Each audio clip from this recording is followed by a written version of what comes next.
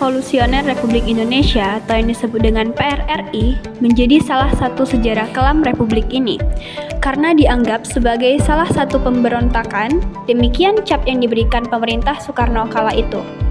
Pemberontakan ini juga menjadi trauma sejarah karena menurut Jenderal Abdul Haris Nasution mendatangkan korban hingga 10.159 orang, dengan 5.592 diantaranya berasal dari rakyat sipil. Latar belakang dari PRRI.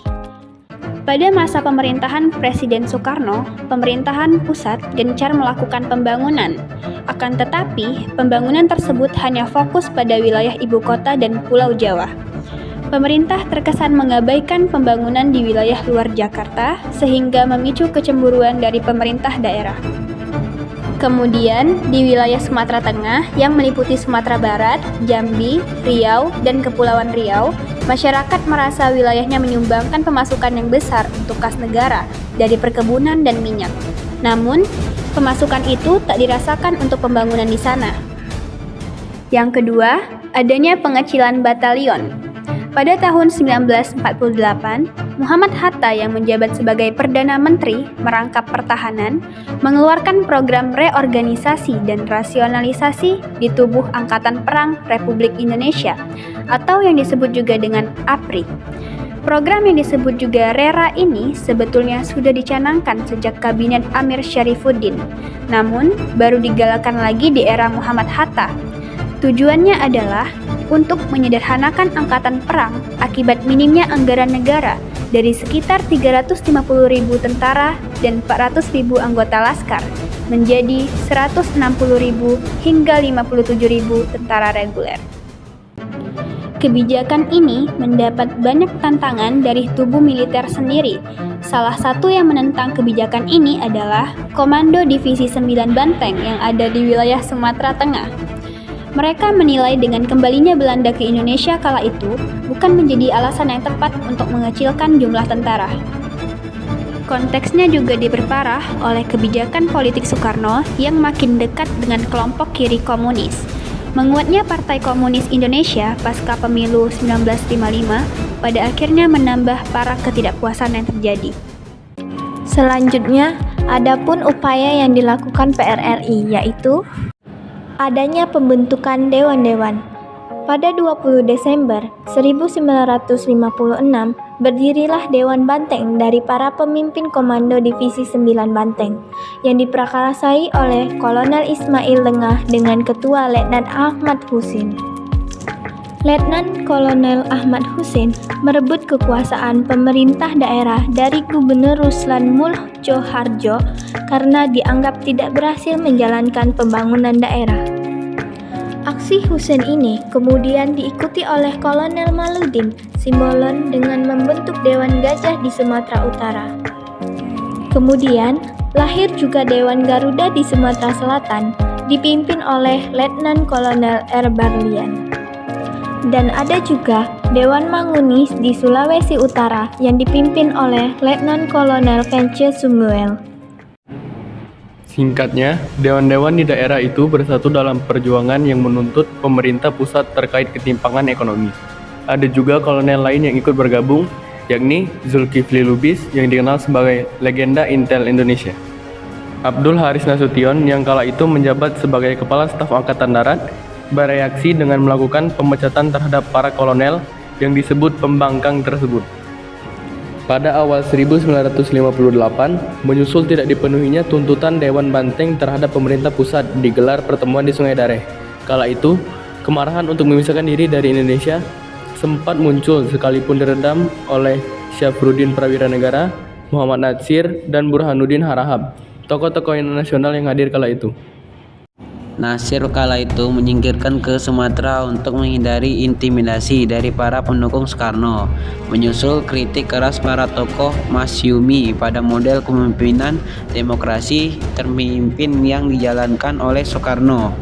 Kemudian pada 10 Februari 1958, para tokoh Dewan Banteng mengeluarkan 3 ultimatum kepada pemerintah pusat yang berisinya meminta 1.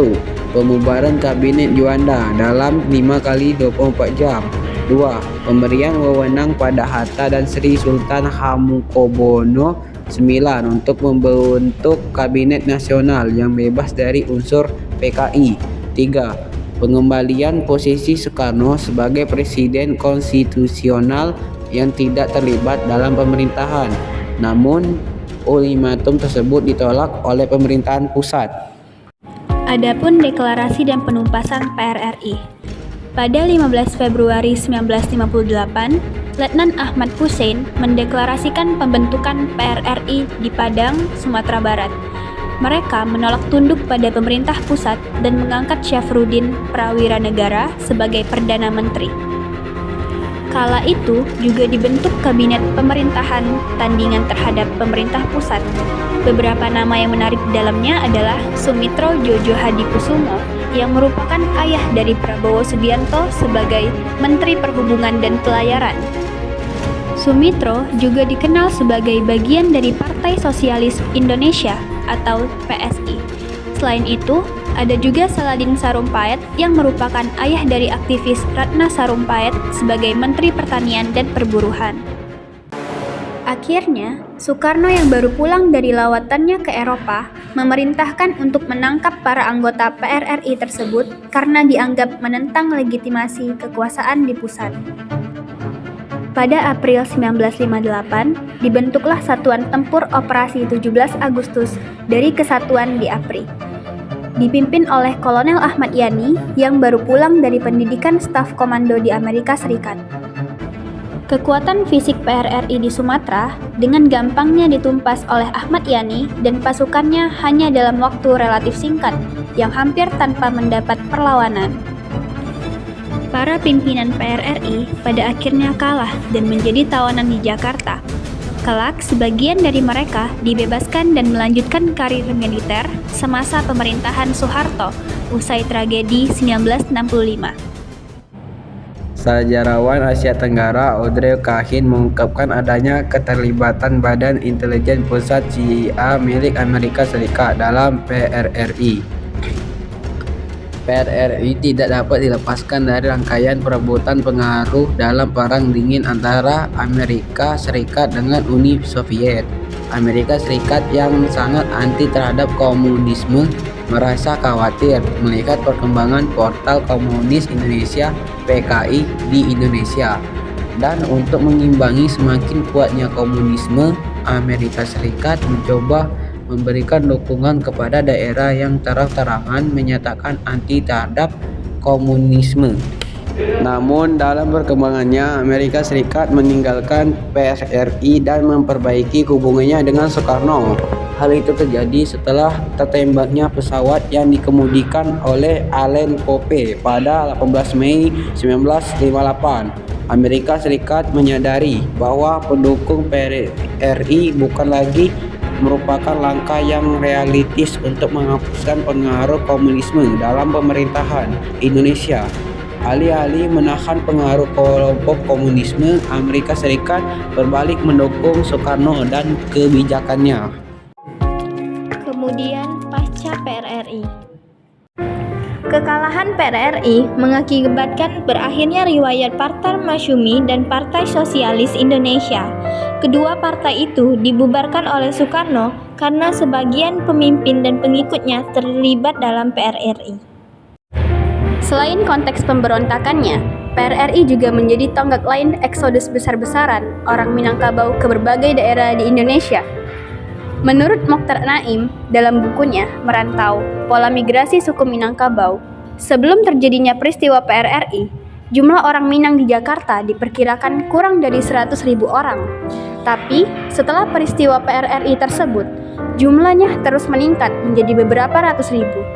Bahkan, menurut perkiraan tahun 1971, Gubernur Jakarta Ali Sadikin memperkirakan sudah terdapat sekitar 500.000 orang Minang di Jakarta. Mungkin ini alasannya kenapa nasi Padang hingga kini ada di mana-mana. Baiklah, itulah materi dari kelompok 7 mengenai pemerintahan revolusioner Republik Indonesia atau yang disebut dengan PRRI. Semoga bermanfaat.